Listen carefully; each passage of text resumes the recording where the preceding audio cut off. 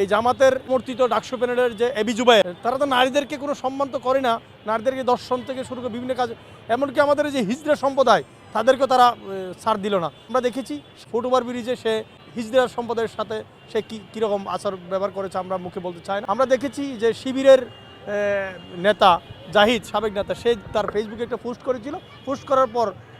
পরে করে দেখলাম আবার সে ডিলিট করে দিয়েছে যে বিএনপি এবং এনসিপি তারা নিজেরাই এসব কার্যক্রম করে যেন জামাতকে যেন কী করা হয়,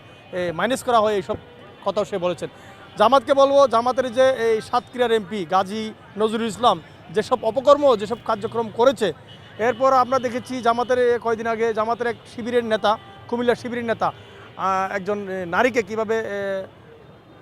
দর্শন করেছে, কীভাবে তার ভ্রূণ নষ্ট করেছে। এর দুই একদিন আগে আমরা দেখেছি সাতক্ষীরায় এই জামাতের মেয়ে, সে হচ্ছে এই জনরোষে পড়েছিল, সাধারণ মানুষকে যে হামলা করতে গিয়েছিল এক বাড়িতে। যা হোক, এই জামাতের সমর্থিত ডাকসু প্যানেলের যে এবি জুবায়ের, সে এমনকি তারা তো নারীদের সাথে কোনো সম্মানই করে না, তারা তো নারীদেরকে কোনো সম্মান তো করে না, নারীদেরকে দর্শন থেকে শুরু করে বিভিন্ন কাজ, এমনকি আমাদের যে হিজড়া সম্প্রদায় তাদেরকেও তারা ছাড় দিল না। আমরা দেখেছি শাহবাগের সেই এই ফুটওভার ব্রিজে সে এই হিজড়া সম্প্রদায়ের সাথে সে কীরকম আচার ব্যবহার করেছে আমরা মুখে বলতে চাই না। আমি তাদেরকে স্পষ্টভাবে বলতে চাই, তাদের এসব কার্যক্রম থেকে বেরিয়ে এসে আমরা একটি গণতান্ত্রিক সরকার, নির্বাচিত সরকার, একটি সাম্য মানবিক গণতান্ত্রিক যে বাংলাদেশ, সেই বাংলাদেশ বিনিময়ের জন্য মাননীয় প্রধানমন্ত্রী